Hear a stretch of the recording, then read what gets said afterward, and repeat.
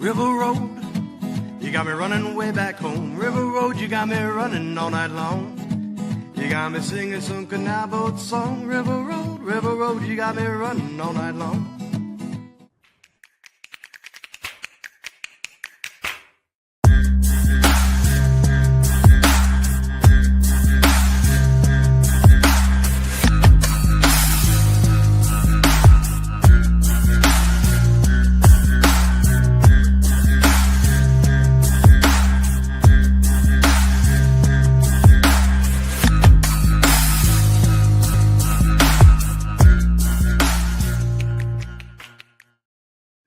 All right, everybody, welcome to another episode of Niner Nuts. Technical issues and breaks be damned. We're finally back. we told you we were going to try to do at least one episode after Memorial Day, and the good Lord tried to fry my computer, but not today, Satan. We are all here, and we're actually all here. I'm Dan, for those of you who haven't been with us for a little bit and forgot. I'm here with Mr. Jimmy B and Eric. How are we doing, guys? Doing all right. Doing all right. As enthusiastic as ever. Well, guys, for once in the last 4 years, we've had actually kind of a quiet off season, except obviously we had the draft, but it being a quiet off season is going to be nice from here on out. It'll be harder for us to come up with stories probably here and there, but that is because the three big contracts that we had to worry about are all done. They're all squared away. About a month ago now, I think, or 3 weeks, we got George Kittle signed to the biggest AAV contract for a tight end in NFL history by $100,000 a year over what's his name from Arizona. I can't remember. If you guys remember, shout it out. McBride. Yeah. Trey McBride. Thank you. Just about a week ago, maybe a week and a half ago, we signed middle linebacker Fred Warner to his extension, which those 3 years make him the highest paid middle linebacker in the league at $21 million a year. It got tacked on to the 2 years that he still had left on his contract, though.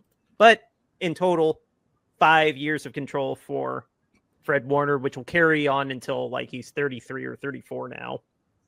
And then the cherry on top, the contract that we all, I don't know who ended up winning the bet. I know I lost because I thought we were going to sign him before the draft. As optimistic. Yeah, Eric won. Eric won because I said he wouldn't be signed until camp started. So, well, poo on you, Mr. Jimmy B. What? We got the John contract. listened to my advice. Yeah, John got tired of me calling him a bad, GM because he doesn't get contracts done early. Good for him. He listened to me. Yeah, no, he finally got a change of pace and got all three, George Kittle, Fred Warner, and Brock Purdy, signed to their contracts. And Brock Purdy, looking at the numbers that once they finally came out, he's getting $53 million a year average. And his guaranteed money, like once it all guarantees, there's certain triggers for some of this. It's like 160 up front, but then if he hits the next two triggers, it'll be 188 guaranteed.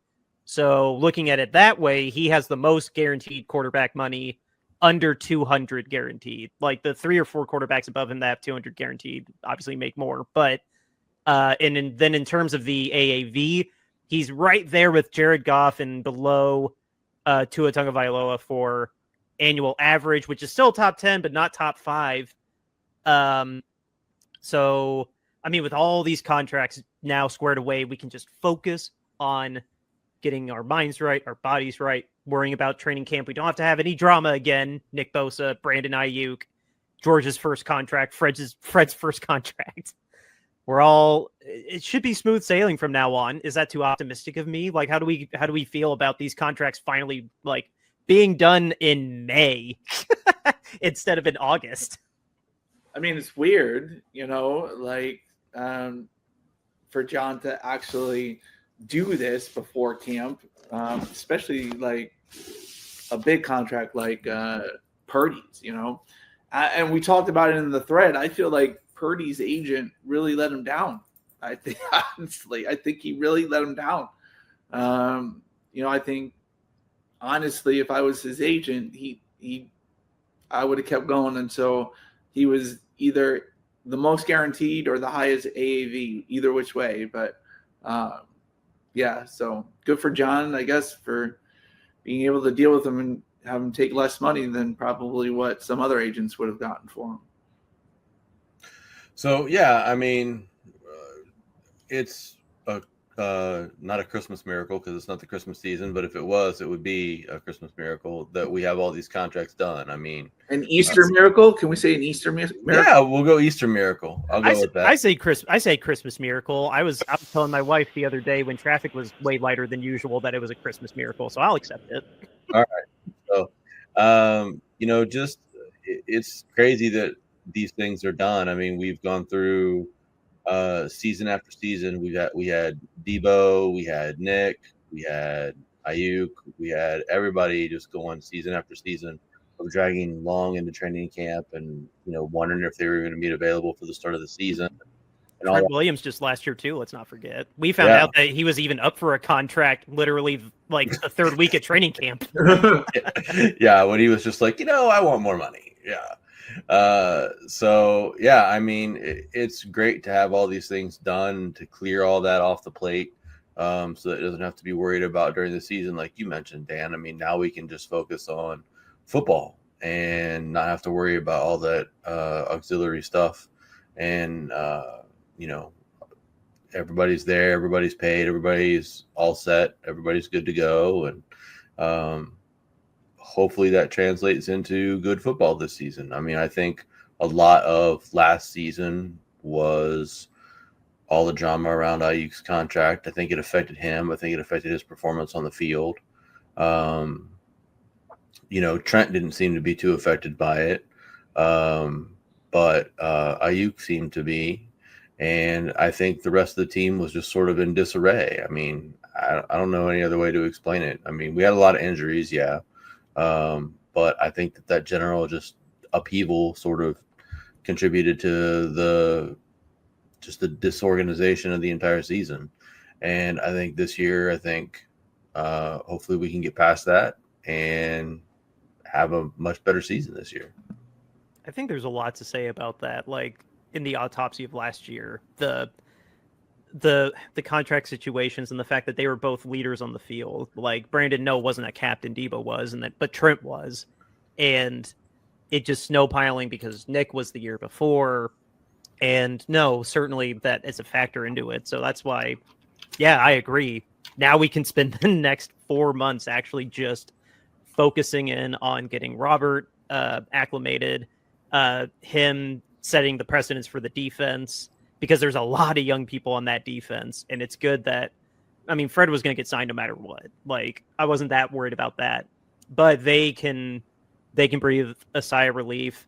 Kubiak, I think is his name. Kubiak, our new OC, he can start implementing his offense a lot better now that Purdy's going to be out there, that Kittle is going to be out there. Like, we don't have to worry about this stupid stuff that we've always had to for the last 3 years.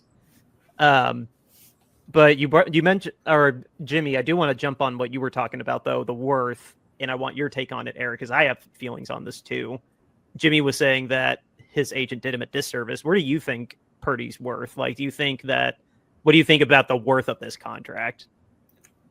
I never thought he was going to be the highest paid quarterback in either of those categories. I mean, I talked about it on the show a couple of times when we covered that.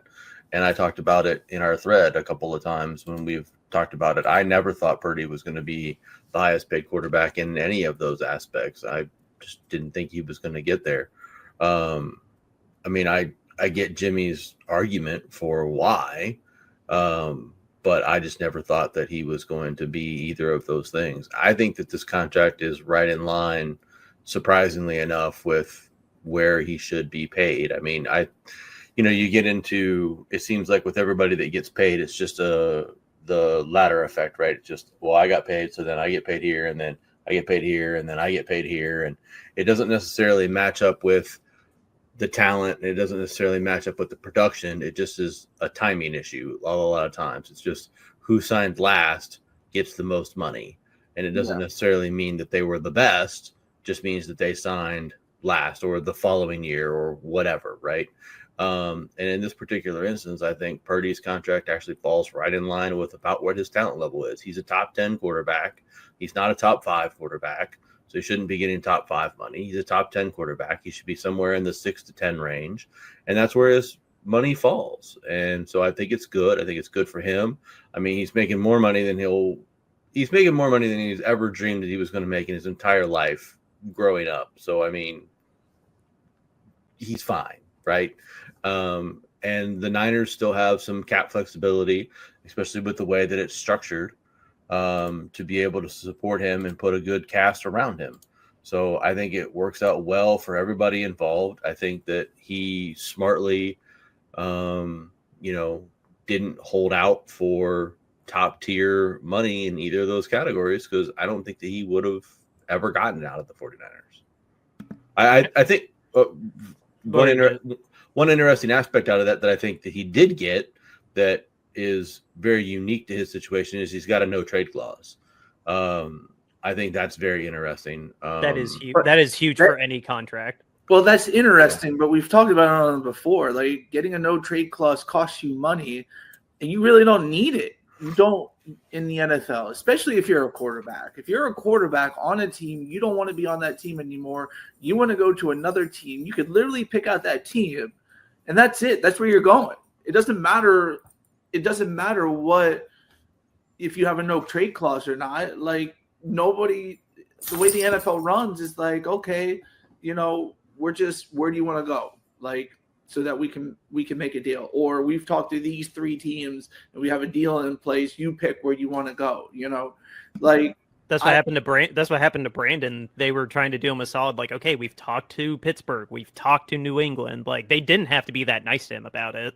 But the thing about it is that's just sort of how the NFL works, is like, okay, if I'm unhappy as a quarterback in my situation, and I don't like where I'm at with the team, I'll say, I'll put out a list of teams that I like, and the team will try to make a deal with them, whoever it is. And so, like, having a no trade clause in the NFL, why?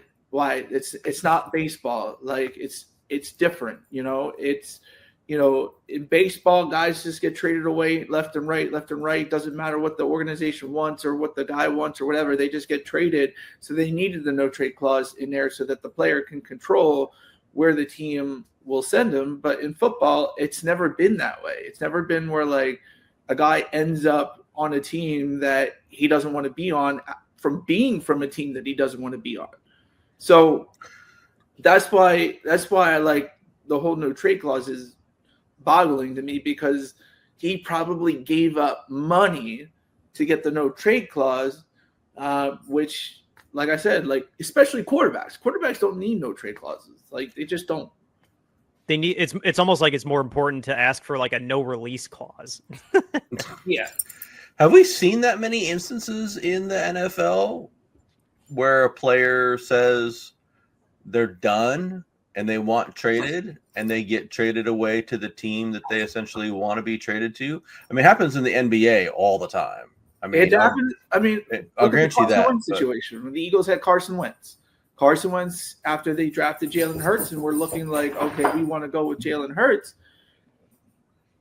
Wentz said the only person he was going to play for was Frank Wright in Indianapolis, and so for like 3 months, they're trying to work out a deal, and they eventually worked out the deal.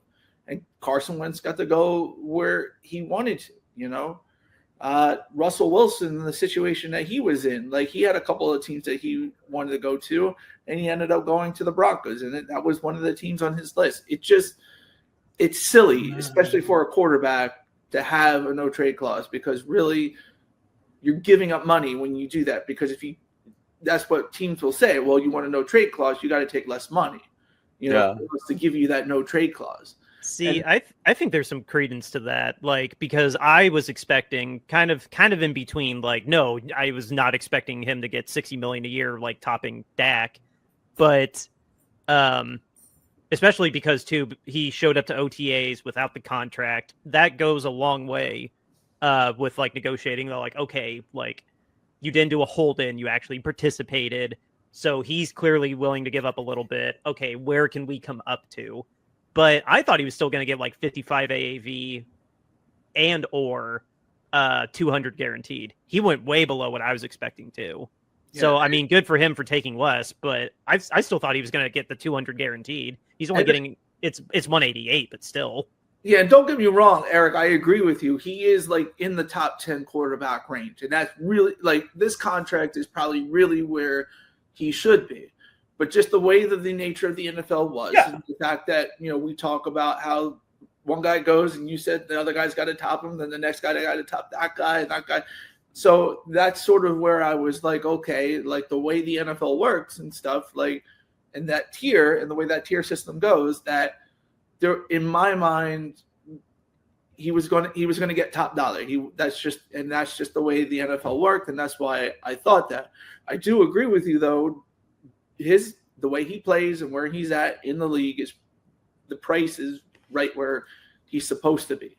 But most of the time, it doesn't matter what quarterback you are, where you are in the league. If you're a starting quarterback and you are decent enough, that's it. You're going to get the top contract, and that's just the way the NFL has gone.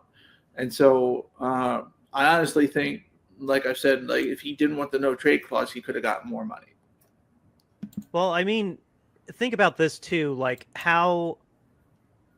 I mean, we may never even get this answer, but like, how willing was he because of taking personal elements into this? Like, because no, most of the time you think of it like a business, like how can I maximize like my worth? I don't care what your big plan is. Like if I fit in the big plan, cool. But like when you're in the NFL, the goal is to get that second contract. And then if you get there, then you think about the third contract.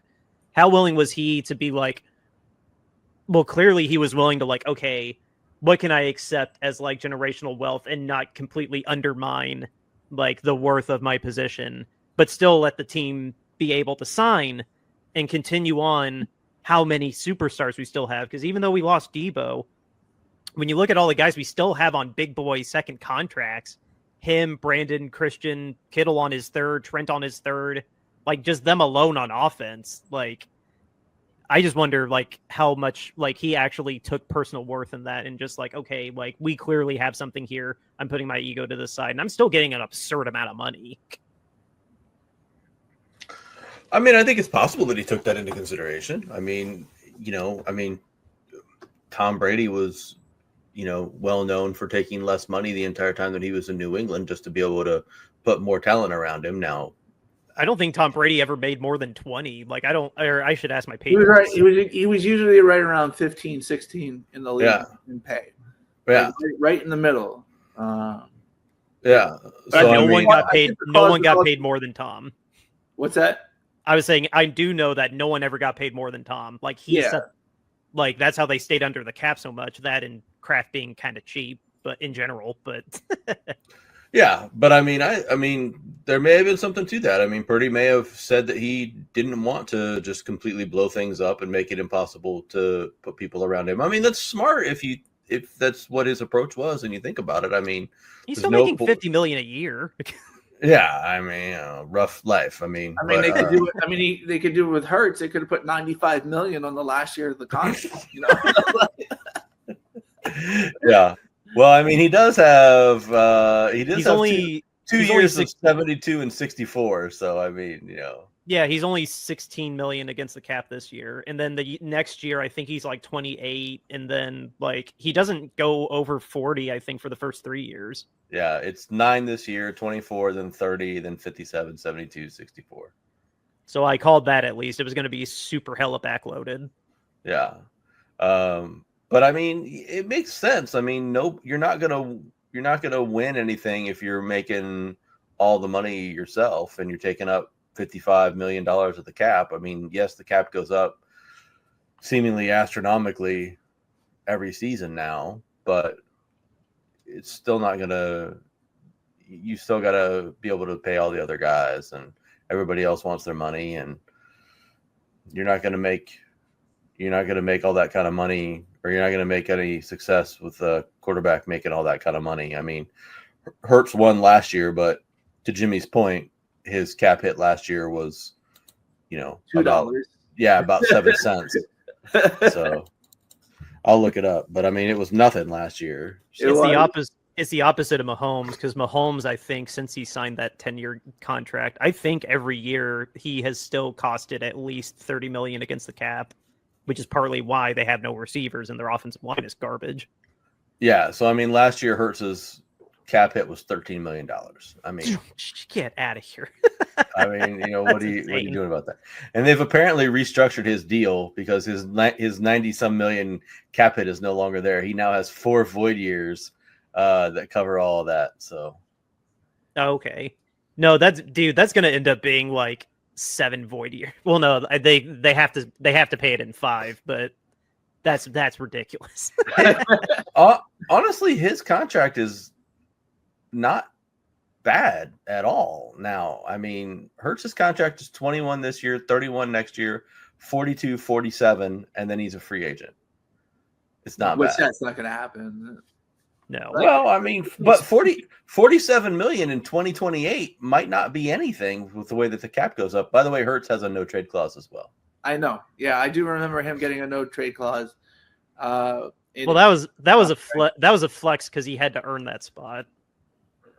True. When I saw the no trade clause, like I was just like, okay, they talked about it in Philly, and like I was in agreement that he gave up some cash to get that no trade clause, and that's usually what a no trade clause gets you, less cash. What was his AAV when he signed? Was it? I think it was 50, 51.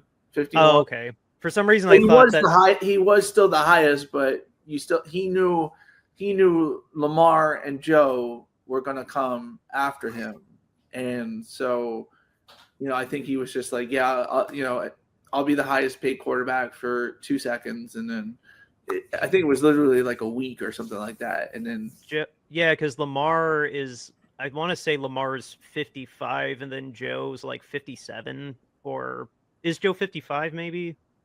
Because I remember Joe is 50. Burrow is 55 a year, and then Lamar is lower than him at like 53 or something like that. I believe that is correct. Yes. Because I know it's Joe Burrow and Jordan Love and one other quarterback that are 55, and then Josh Allen just went over both of them with Josh Allen's extension.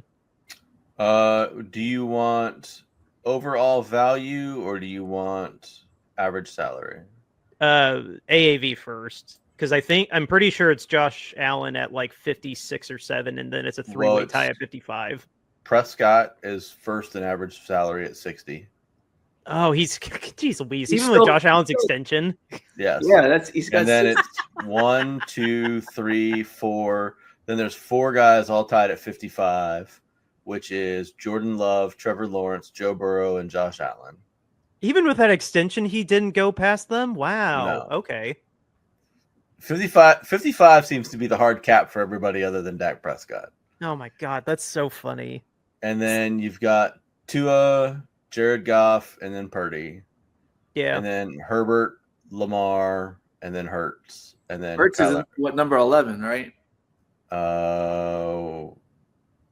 I'm not sure. It's out of order in this list. I would have to count. But yes, it's approximately 11, yes. What's Lamar's AAV? I knew it was a little lower, but 52. Okay. 50. Okay. That's still. I knew it was less than Joe. I just couldn't remember like how low. Yeah. Hurts is the last of the $50 million AAV club. When you look at value, though, confirm if what I saw before was right, is that Purdy is the highest in guarantees. That's less than 200. If I remember right. There's like 4 quarterbacks with 200 million guarantees, and then Purdy's right behind them. Lamar has 185 million in guarantees. Purdy has 182,550. Oh, I thought okay. And then above him, and then literally above him, it hits 200, right? There's no 190. Correct. It's Trevor Lawrence at 200, Herbert at 218, Burrow at 219, Watson at 230. Couldn't hold that back. Dak Prescott at 231 and Josh Allen at 250 million guaranteed. There we go. That's where Josh broke the bank, is the guarantees. Okay. He has the longest contract other than Patrick Mahomes. Patrick Mahomes has a 10-year contract. Josh Allen has a 6-year contract. Mm-hmm. So Okay. that's where he ends up making most So of see, his that's career. what I thought Purdy was going to do, was going to sacrifice some AAV for guarantees, and then he ended up sacrificing both of them. Yeah, for his Yeah. no trade clause. That's where yeah, that's It just makes me so happy that we got all that out of the way. Like, and listeners, yes, we've talked a lot about Purdy. One, he's the quarterback, and two, what else is there to say about the other two contracts? Like, Fred Warner more than deserves it. Zach Bond, or Bond, whoever his first name is, aside, they are the top 2 linebackers in the league. So Fred getting that money more than deserved. and Fred's been more consistent. And he's had more opportunity to be consistent.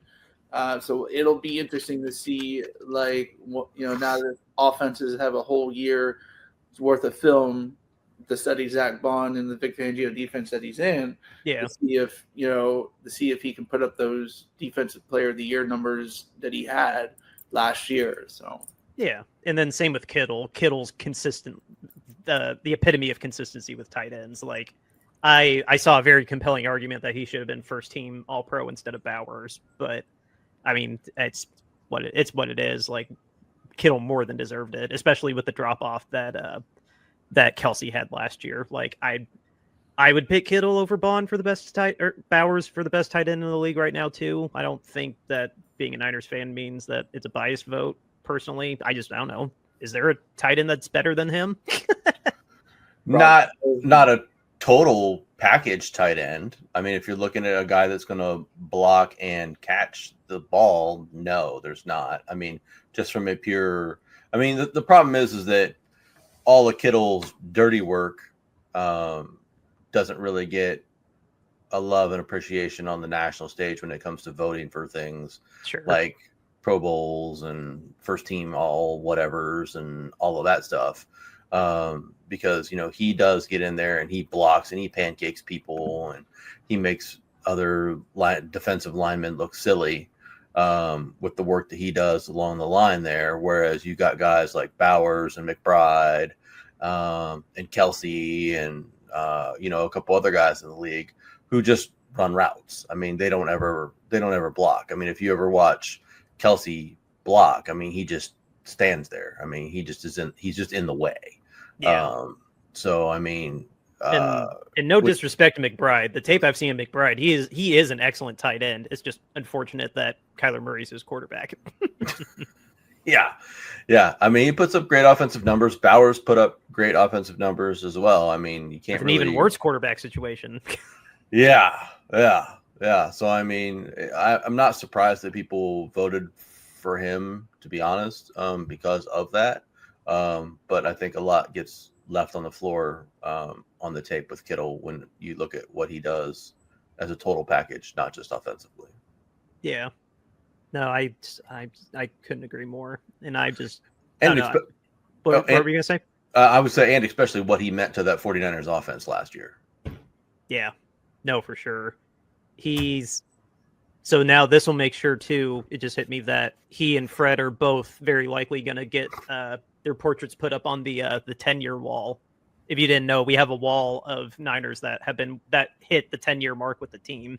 And so it's not a Hall of Fame, but yeah, no, they should cement their legacies now with these what do they call it? Their retirement contracts or their whatever the unofficial name is for their last contract.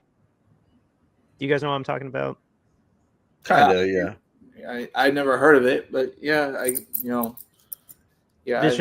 This should be their. I'd be surprised. Like, I mean, they could. I mean, with health and longevity now, like maybe they could play past 34. But I mean, what do we guys? Well, to your point, Warner has played since 2018, so he is under contract through 2029. So he'll come awful close. very likely. His contract won't hit his 10-year mark? I mean, it will theoretically. I mean, there's an out before he gets to the 10-year mark, essentially. Okay. So Is it a team option or a player option? It would be a team option. Okay. So they could get out of his contract if they wanted to. But he would still only be 32. So that wouldn't be too terrible. Kittle, on the other hand, I believe he hits his he was drafted, I want to say he was drafted in 16. I think he was the year before Fred. I think he was. Kittle was drafted in 2017. Okay. So yeah, so no, next year's his 10th year. Yeah. So, well, with Fred, then, if his 10th year would come up on the last year before his potential out as well, then. Okay, so yeah, they're both going to hit their, because you got to count. They both should. You got to count the first year as a 1, not a 0. So yeah, no, next year will be Kittle's 10th, and then the year after that, 26, will be Fred's 10th. Yeah, math is not a strong suit of mine, so. Math is obnoxious. That's why it was my worst class too. Yeah, so. Yeah. But yeah, so they both should hit that. Both should be pretty solid there. Fred's contract is pretty reasonable as well. Kittle's contract also very reasonable. I don't really know much more you could say about either of those things, to be honest. Kittle's got a lot of void years on his. In the last contract, not this one. I remember it seemingly every year we restructured and restructured and restructured. So I'm not surprised he has all 5 void years active. Yeah. So, I mean, he's got a potential out after just 2 years, actually, for the team. If they wanted to eat his and only have like 18 million in dead cap. Kittle would be 34. That's getting up there in age for a tight end, at least. I'll be interested to see how Kittle's production goes over the next couple of years. He's really come around here with Purdy at quarterback these last few seasons, and has really kind of rejuvenated his career, I think, because he had one really good season either before Jimmy got here or right as Jimmy got here. I don't remember which one it was. And then his career he was making a lot of money off of one great performance, I felt. He was still good, but he wasn't putting up all-star numbers for the attention that he got. Mm-hmm. And once Purdy came onto the scene, he really started using him again and really going to him again and looking for him in the end zone and in the red zone area and stuff like that. And really started making plays with Kittle, and they seem to have a really good chemistry. And I'm really intrigued to see. I'd like to be able to see a healthy Ayuk, a healthy Kittle, a healthy Jennings out there on the field, and just see what that produces. Because Purdy seems to have a really good chemistry with all 3 of those guys. And I'd be really curious to see what that can do for an offense. So hopefully we get to see that this year. I mean, Lord help us. Hopefully, there's no. Hopefully, your coach can get it together. I feel like at this point, I'd be as a fan, I'd be done with Shanahan. I'd be fed up with him. Nah, it's just one bad season. Oh, one bad season, but no, he gets a whole literally in the Super Bowl, he didn't know what the rules were in overtime, and that's what literally cost you the Super Bowl. That's just bad. That's really, really bad. No, we've gotten there. We've gotten there twice. We've had that run of NFC championships, and now this is the first offseason. He knows that everybody is going to be there, barring an injury setback. You don't have to worry about the off-field nonsense. This is going to be good, and he's got Saleh back, and Kubiak has already been there for a couple years, so he trusts him to be the OC, and he actually got in trouble because he didn't do an open interview process. He just picked him, and he wasn't allowed to, if you missed that. But obviously he did those for nothing other interviews, and I don't know. That was just a fun little random story that I saw.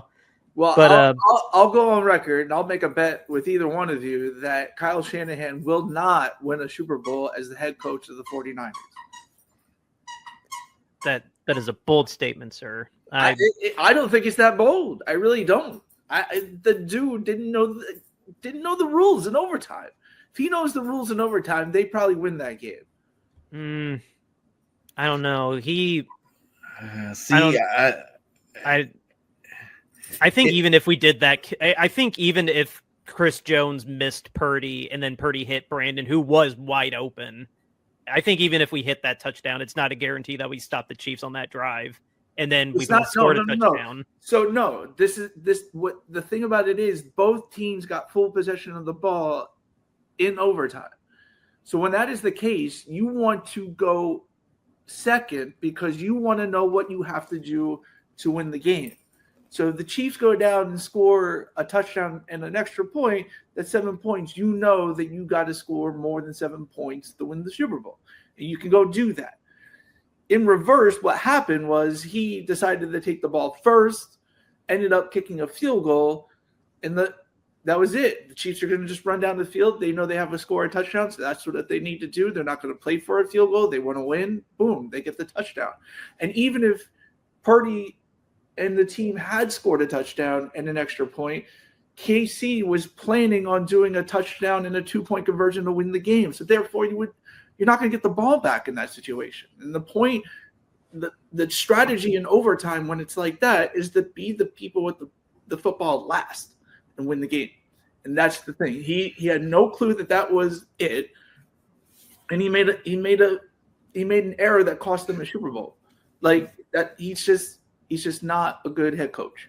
I think there's two things to that. I think one, had our defense not had just been out there, I think maybe he flips it around. But I think our defense had just been out there for like 2 series in a row and had just been walked up and down the field. But he admitted that he didn't know the rules. He admitted that he didn't know it. Well, I mean, so it wasn't that like that just right. came in. That just came in because it was like, oh, we got to make an excuse for him that would make sense for him to not do that. But he really didn't know the rules. He didn't know what the rules were. We'll also see how it plays out because that's the official new rule for this season in the NFL. Right. Is that overtime is everybody gets a possession in overtime now. Yeah. So if a game is tied, we'll see what shakes out and see what teams choose. Right. Well, I think with that, I think this has been a good look at our contract situation. A nice little sigh of relief until you had to scrape that wound open again, James. Are you guys taking that bet? Are you guys taking that bet? A dollar. What are the odds on that bet? Because I mean, it's pretty easy to just say your team's not going to win a Super Bowl. Because I mean, the odds of your team winning a Super Bowl is Kyle Shanahan. Like, yeah, but I mean, he's a good coach and can win a Super Bowl. I say he's not. I think we'll have to. I'll take it. We'll have to remind ourselves, however far down the line, because Lord knows, like he's not leaving the job anytime soon. So one of us may end up getting $1 like in 2035. Like just remind me we did this. I'll do it. All right. Come on, Easy E. Come on. Ooh. Should be an easy $1 if you really believe in your coach. Dollars are hard to come by right now, James. Yeah, but you figure it won't happen. If it happens this season, it's still not going to happen until February of 2026. That's true. You think you'll have $1 in February 2026? Be bold. Be bold. It's $1. Fine. All right. I'll take your bet. All right. I dig it. Well, with that, let's go ahead and give a shout out to our sponsor that's been with us for a good amount of time, and we still love them. Royal Retros.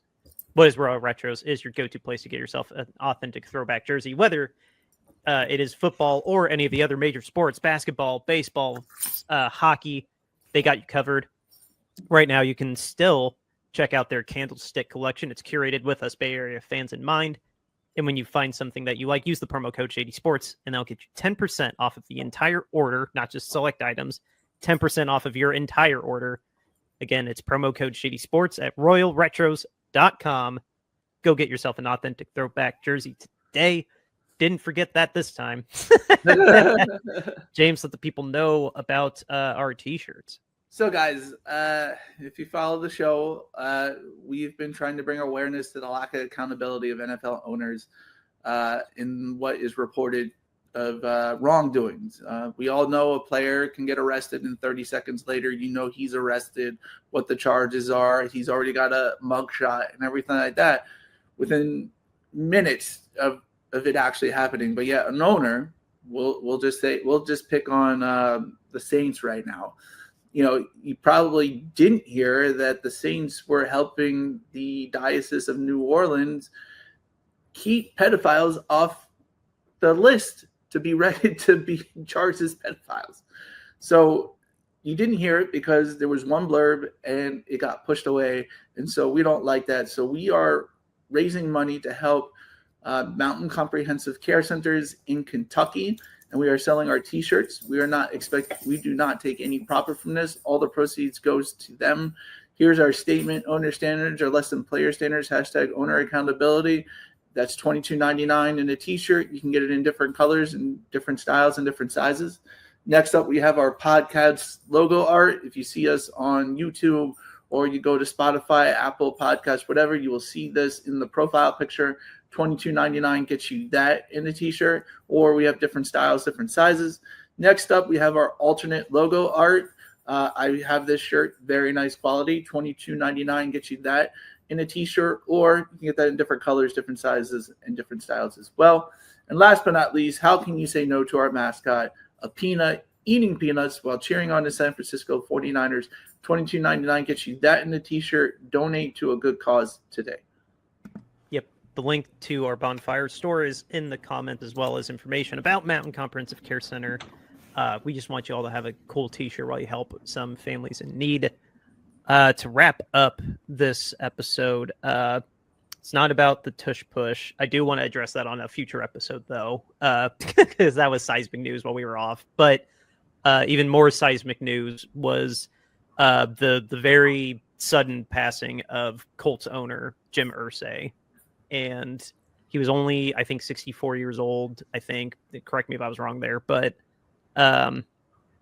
yeah, it was a huge loss for this state, this city.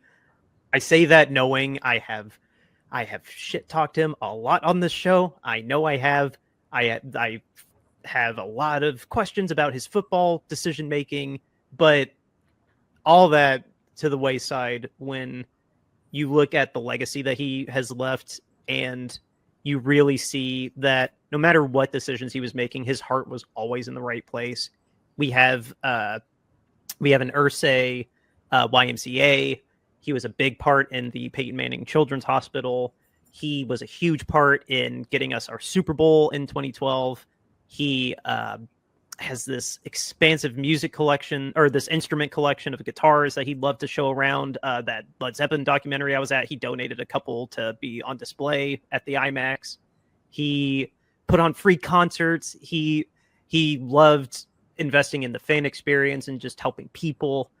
If you didn't know either, he started the Kicking the Stigma for mental health awareness that the NFL still carries out now. He was bigger than his own personal demons, and it was in the heat of the moment. It's easy to question his football decision making. I'm not going to pretend I didn't, but no, like I said, his heart was always in the right place. And my personal favorite story that I heard about him was when they built Lucas Oil Stadium in 2008. His owner's suite had a completely walled off corner with a ventilator in it, so he could still smoke in his little cubby, basically, while watching the games. Just because that's just the boss he was, and I like the fact that, I mean, he had to have a lot of money to do this, but he actually had the original manuscript of On the Road by Jack Kerouac. Now, if you don't know the history of the book or how it was written, he wrote it as a scroll, as a wind-up scroll on his typewriter. That's so cool. It wasn't an open book page by page like this. It was like an actual like scroll that you had to go scroll to. And he wanted the publishers to actually publish it that way. But of course they did not. But Jim Irsay has the original manuscript of On the Road, Jack Kerouac, in the scroll, but flattened out throughout his like collectibles, where he views his collectibles and stuff like that, which I thought was really, really cool, because On the Road is, one of the most influential books in American history. And like, yeah, to have what he actually did it on is really cool. Let's not forget too that he was the owner that was the most vocal about telling Dan Snyder to give up the Washington team. He was the most vocal owner against Dan Snyder, and I'll always appreciate that too. He was. He definitely was. All right. I have no funny Jim Irsay story. Sorry. No, it's all good. He was just, I don't know, all the stories about it. We don't have to recap his entire life story here, but no, I just living here in Indiana, like it was some pretty seismic news. And yeah, like I've said already, just it is a big loss for the NFL, and it's an even bigger loss for the city. And we'll see what his daughters do. They were already working pretty deeply within the Colts organization, and I believe no, I'm pretty sure they're going to keep the team at least this year. We'll probably reevaluate next summer, maybe. But much money. At least $4, if not $5 billion is hard to turn down. But at the same time, Carly and the other sisters, I really don't think they're going to give up the team. But I mean, we'll see. They're obviously not now. Like, that's way too fast to turn around with it already. We're already knocking on June. So right. Oh yeah, I wouldn't imagine them selling it this year, but I mean, I could definitely see them putting it on the docket, if not next year, then 2 years from now. Yeah, no, we'll see. But that's been fun to read about, because I knew he had 3 daughters that worked for him, but yeah, they're going to be the presumed acting owners now in this season, especially Carly. I keep seeing her name pop up all over the place. But yeah, no, I wanted to close out the show just saying, just thanks for everything, Jim, and we'll miss you. And yeah, it sucks. I may try to find one of those Jim Irsay patches that they're going to wear on the Colts jerseys this year. Just, it's cool. Yeah. It's a cool thing. It's a cool thing to do. But on that somber note, we will be back in June at some point, guys. We are kind of just going loosey-goosey during this off season, especially with it being quiet. Yeah. Well, guys, outro music, River Road, Justin Muth. Keep enjoying the off season, guys.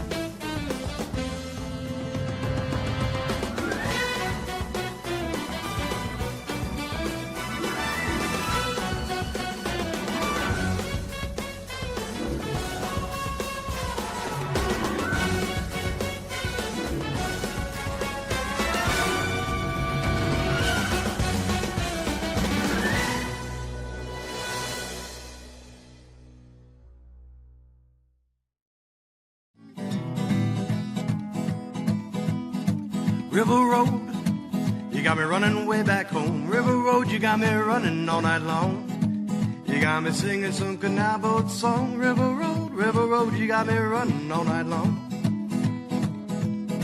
River Road, where have all the women gone? Have they kissed her hand and waved you bye-bye? Have they thought about crossing your double yellow lines? River Road, they love the way you